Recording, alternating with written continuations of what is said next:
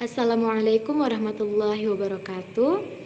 Baik, perkenalkan kami dari kelompok 13 ingin mempresentasikan materi yang berjudul Peran dan Pemanfaatan TIK dalam Dunia Pendidikan. Sebelum itu, izinkan kami untuk memperkenalkan diri masing-masing. Perkenalkan, nama saya Heni Sriwidianingsi dengan NIM 24031015 dan rekan saya. Perkenalkan, nama saya Khalila Rilianti Putri dengan NIM 24031128. Perkenalkan, nama saya Yelsi Safitri dengan NIM 24031144. Dan saya Nefira Utami dengan NIM 24029096.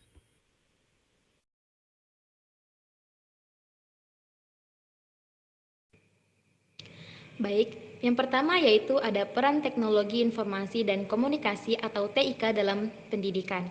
Jadi, TIK itu sangat memainkan peran penting dalam pendidikan modern. Kemajuan pesat dalam teknologi telah mengubah cara guru mengajar dan siswa belajar, sehingga menawarkan peluang baru untuk meningkatkan kualitas dan aksesibilitas pendidikan. Next. Nah, selanjutnya, TIK sebagai infrastruktur pembelajaran. Ada 4 peran TIK dalam. Yang pertama, TIK sebagai infrastruktur pembelajaran, yaitu TIK sendiri menyediakan infrastruktur pembelajaran yang memungkinkan akses ke materi pendidikan digital kapan saja dan di mana saja.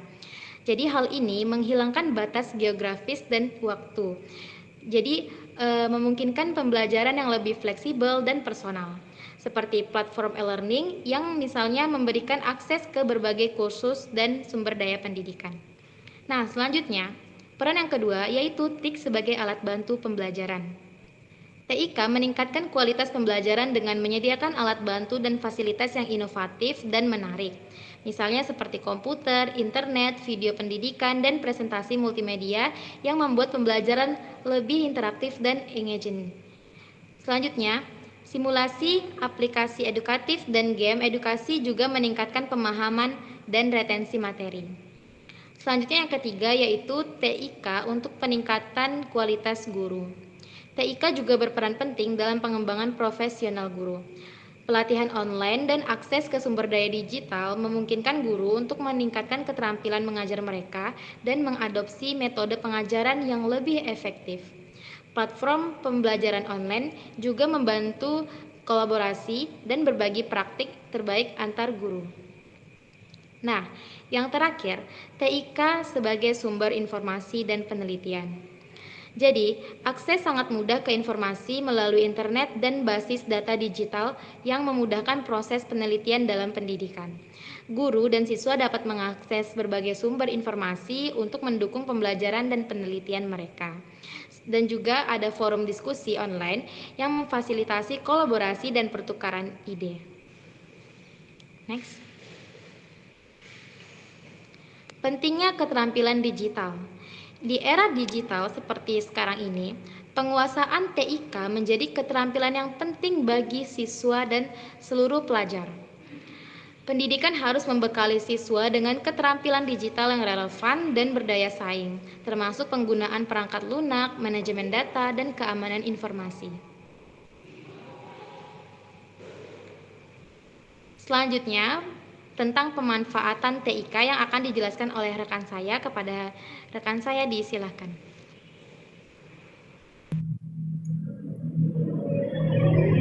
Terima kasih kepada moderator yang telah mempersilahkan saya. Selanjutnya itu mengenai pemanfaatan TIK dalam dunia pendidikan.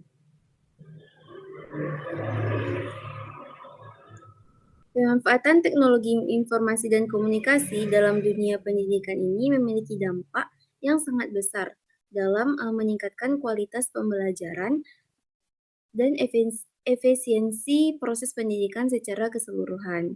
Seperti dalam pembuatan e-learning, yaitu pembelajaran daring melalui platform seperti Google Classroom, Moodle, dan Zoom.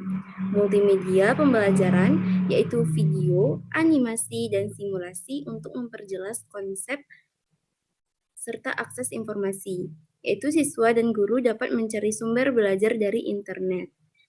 Next.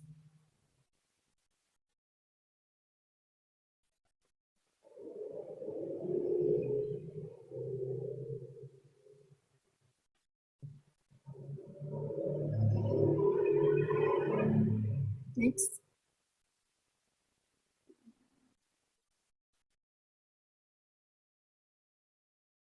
Nah, TIK sendiri atau teknologi informasi dan komunikasi merupakan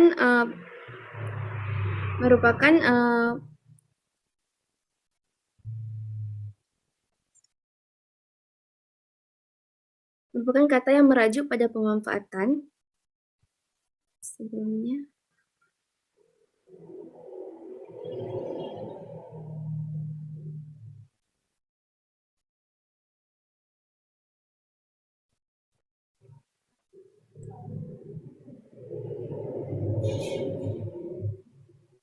Bentuk-bentuk pemanfaatan TIK dalam pendidikan. Contohnya itu ada pembelajaran daring atau online e-learning. TIK ini memungkinkan pelaksanaan pembelajaran jarak jauh melalui platform seperti Google Classroom, Moodle, Zoom, dan Microsoft Teams. Ini memungkinkan guru dan siswa itu untuk tetap terhubung belajar dari mana saja dan mudah diakses. Selanjutnya, sumber belajar digital. Siswa dapat mengakses berbagai sumber belajar secara online seperti e-book, video pembelajaran, modul digital, dan jurnal ilmiah, contohnya Ruang Guru, Zenius, sehingga memudahkan siswa tersebut belajar tanpa diiringi oleh pembekalan dari guru. Belajar dinamakan dengan belajar sendiri atau belajar mandiri. Next. Selanjutnya, pemanfaatan dalam evaluasi dan penilaian berbasis TIK, seperti ujian dan kuis yang dapat dilakukan secara digital dengan lebih cepat dan efisien, sehingga hasil penilaiannya juga dapat langsung dianalisis untuk memberikan umpan balik kepada siswa, sehingga waktunya juga lebih efisiensi. Next. Manfaat pembelajaran TIK dalam pendidikan yaitu akses informasi yang luas. Siswa dan guru dapat mengakses berbagai materi pembelajaran dari seluruh dunia, baik melalui platform nasional dan internasional. Selanjutnya, pembelajaran lebih interaktif. Media digital membuat pembelajaran lebih menarik dan mudah dipahami sehingga siswa tersebut memahami materinya lebih baik. Selanjutnya, efisiensi waktu dan biaya yang mengurangi kebutuhan cetak dan mempercepat proses penyampaian materi. Next, meningkatkan keterampilan digital. Siswa terbiasa dengan teknologi sejak dini yang berguna dalam dunia kerja masa depannya. Next. Nah, pemanfaatan TIK tersebut dapat menghadapi tantangan. Tantangannya itu ada kesenjangan akses teknologi, yaitu tidak semua siswa memiliki perangkat atau akses internet yang memadai untuk mengakses lebih dalam mengenai TIK tersebut. Lalu kurangnya pelatihan guru, itu beberapa pendidik belum sepenuhnya menguasai penggunaan TIK dalam pembelajaran. Selanjutnya itu ketergantungan yang berlebihan.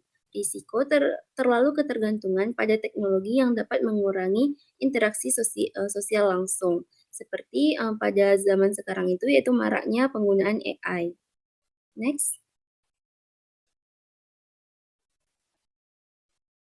Nah, juga ada pemanfaatan TIK dalam kolaborasi dan komunikasi, yaitu guru dan orang tua serta siswa dapat berkomunikasi secara efektif melalui grup WhatsApp, email, dan platform pendidikan. Kolaborasi antara siswa juga dapat terjadi lewat proyek digital bersama sehingga memudahkan akses dan interaksi di dalam pembelajaran.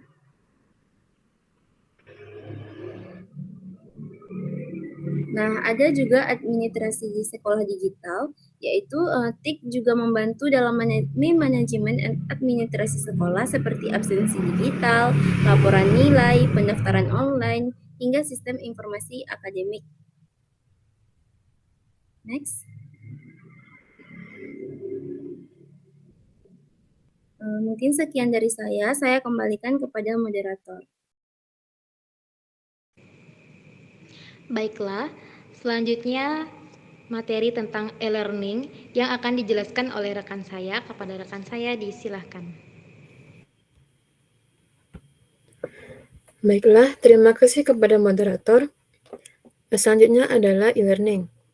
Pengertian e-learning yaitu sistem pembelajaran yang menggunakan perangkat elektronik, terutama komputer dan internet, untuk menyampaikan materi pendidikan.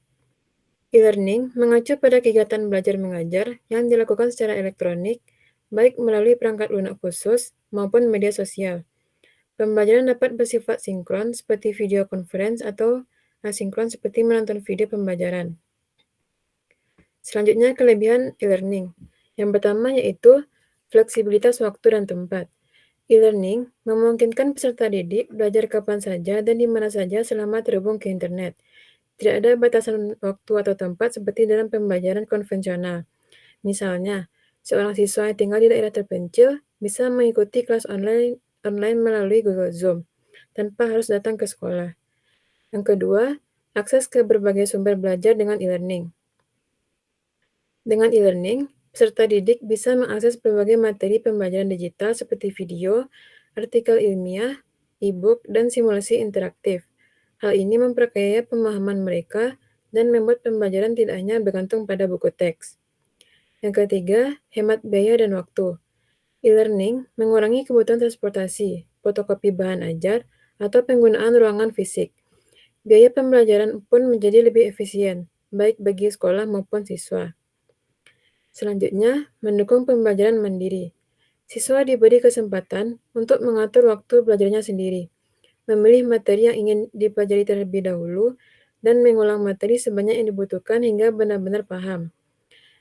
Selanjutnya, interaktif dan inovatif. E-learning mendorong pembelajaran yang kreatif melalui pemanfaatan multimedia, yaitu seperti video, animasi, kuis interaktif, dan simulasi. Hal ini membuat proses belajar lebih menarik dan tidak monoton. Misalnya, guru menggunakan aplikasi seperti Quizzes untuk memberikan kuis interaktif yang seru dan kompetitif, sehingga siswa termotivasi untuk mengikuti pelajaran dengan semangat. Selanjutnya yaitu tantangan dalam e-learning. Yang pertama, keterbatasan akses teknologi. Tidak semua siswa memiliki akses ke perangkat digital seperti laptop atau smartphone dan jaringan internet yang stabil. Ini menciptakan kesenjangan dalam akses pendidikan. Yang kedua, kurangnya interaksi sosial dan emosional dalam pembelajaran daring, sehingga interaksi antara siswa dan guru atau antar siswa menjadi terbatas. Hal ini bisa mengurangi keterlibatan emosional dan rasa kebersamaan dalam belajar. Yang ketiga, disiplin dan kemandirian yang rendah. Tidak semua siswa memiliki kedisiplinan dan tanggung jawab yang cukup tinggi untuk belajar secara mandiri. Banyak yang mengalami kesulitan dalam mengatur waktu atau menunda-nunda tugas. Yang selanjutnya, kesulitan dalam menyampaikan materi praktik. Beberapa mata pelajaran seperti olahraga, seni, atau praktik laboratorium sulit diajarkan secara daring karena membutuhkan aktivitas fisik secara langsung. Selanjutnya, kelelahan digital. Paparan layar dalam waktu lama dapat menyebabkan kelelahan mata, stres, dan kebosanan. Ini bisa mengganggu kesehatan fisik dan mental siswa maupun guru. Terakhir, kurangnya kompetensi guru dalam teknologi. Tidak semua guru terbiasa atau terlatih dalam penggunaan teknologi. Kurangnya pelatihan membuat sebagian guru kesulitan mengelola pembelajaran daring secara efektif. Sekian dari saya lanjutkan kepada moderator. Baiklah, selanjutnya materi tentang pembelajaran berbasis blended learning yang akan dijelaskan oleh rekan saya. Kepada rekan saya disilahkan. Baik, terima kasih kepada moderator. Di sini saya akan menjelaskan mengenai pembelajaran berbasis blended learning. Di sini kita akan membahas 3 subtopik. Yang pertama itu adalah karakteristik dan komponen blended learning, studi kasus dari blended learning ini sendiri, lalu bagaimana sih tantangan dan solusi dari blended learning ini. Next. Nah, sebelum kita masuk dari 3 subtopik tadi itu, kita harus tahu dulu apa itu blended learning. Nah, blended learning itu merupakan pendekatan pembelajaran yang menggabungkan metode tatap muka atau luring dan pembelajaran daring atau online. Nah, ini dapat diterapkan di berbagai jenjang pendidikan, mulai dari sekolah dasar hingga perguruan tinggi. Next. Apa sih karakteristik dan komponen blended learning ini sendiri? Yang pertama itu adalah perpaduan antara pembelajaran sinkron, langsung, dan asinkronus fleksibel. Nah, ini pasti sudah pernah teman-teman temui di perkuliahan kita, bahwa kita melakukan secara sinkron itu secara langsung, dan asinkronus secara fleksibel, di mana kita menggunakan Smile. Yang kedua adalah menggunakan learning management system seperti Moodle, Google Classroom, atau Edmodo. Nah, yang ketiga itu adalah aktivitas pembelajaran bisa berupa seperti tatap muka di kelas, diskusi online, video pembelajaran, dan tugas daring. Nah, apa sih sebenarnya manfaat dari blended learning ini? Yang pertama itu adalah meningkatkan partisipasi siswa, yang kedua mendukung pembelajaran mandiri, yang ketiga itu adalah mempermudah guru dalam evaluasi dan umpan balik. Next. Di sini ada 3 studi kasus. Di sini kami mengambil 3 studi kasus. Yang pertama itu ada di SMK Telkom Malang, Universitas Negeri Padang, dan Universitas Terbuka atau UT. Nah, yang pertama SMK Telkom Malang. Di sini mereka sudah menerapkan blended learning sejak 2020, di mana kombinasi antara kelas teori online dan praktik di laboratorium secara langsung. Guru itu menggunakan Google Classroom untuk materi dan tugas. Nah, mungkin sebelumnya teman-teman yang sudah ada di SMA atau SMK mungkin sudah menggunakan Google Classroom, berarti itu tuh sebenarnya sudah menerapkan blended learning itu sendiri. Nah, selanjutnya studi kasus yang kedua itu adalah di Universitas Negeri Padang, itu universitas kita sendiri. Itu tuh sudah menerapkan blended learning tuh sejak sebelum pandemi. Nah, menggabungkan antara pembelajaran sinkron secara langsung dan asinkron itu secara fleksibel. Nah, awalnya itu kita kan menggunakan platform e-learning UNP, lalu sekarang kita tuh berlari ke sistem SMILE, Smart Mobile Interactive Learning Environment. Selanjutnya, studi kasus ketiga adalah pada Universitas Terbuka atau UT. Nah, Universitas Terbuka UT inilah yang bukan pertama kali, tapi dia itu pelopor sistem pembelajaran jarak jauh di Indonesia sejak tahun 1984. Nah, dia itu melakukan blended learning dengan metode cetak sebagai bahan utama, lalu ada tutorial tatap muka terbatas, tutorial online via LMS UT, video pelajaran dan kuliah daring dari UT TV ataupun YouTube dari UT.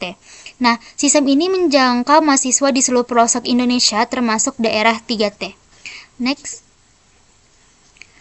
Nah, walaupun blended learning ini kalau kita lihat dia tuh sangat membantu, tapi ternyata terdapat banyak tantangan. Jadi sini diambil 3 saja. Yang pertama itu adalah tidak semua siswa memiliki akses internet yang stabil. Yang kedua, keterbatasan literasi digital guru dan siswa. Dan yang ketiga itu adalah kurangnya interaksi sosial. Nah, karena blended learning ini kan menggunakan platform digital, alhasil kita kan menggunakan HP. Jadi mungkin itu kan menyebabkan kurangnya interaksi sosial antara sesama teman ataupun sesama guru nantinya. Next. Nah, sebenarnya dari tantangan pasti ada solusinya. Nah, apa sih solusi blended learning itu? Yang pertama adalah pelatihan guru tentang teknologi pendidikan. Yang kedua adalah pengadaan wifi sekolah dan pinjaman perangkat. Dan yang ketiga itu adalah aktivitas hibrid, di mana disitu kan diskusi kelompok kecil secara langsung. Nah, setelah dilakukannya pembelajaran secara online, mungkin bisa dilakukan diskusi langsung nantinya di kelas. Next. Baik, saya kembalikan kepada moderator. Mungkin itu saja. Baik, selanjutnya yaitu kesimpulan yang terakhir, jadi TIK berperan penting dalam dunia pendidikan, baik secara media, sumber informasi maupun alat manajemen. Pemanfaatan TIK dapat meningkatkan mutu pembelajaran melalui penyajian materi yang lebih menarik, akses yang lebih luas, dan proses evaluasi yang lebih efisien. Pembelajaran berbasis e-learning dan blended learning menjadi solusi yang efektif dalam menjawab tantangan pendidikan di era digital. Baiklah, sekian presentasi dari kelompok 13, kurang lebihnya kami mohon maaf dan semoga bermanfaat. Wassalamualaikum warahmatullahi wabarakatuh.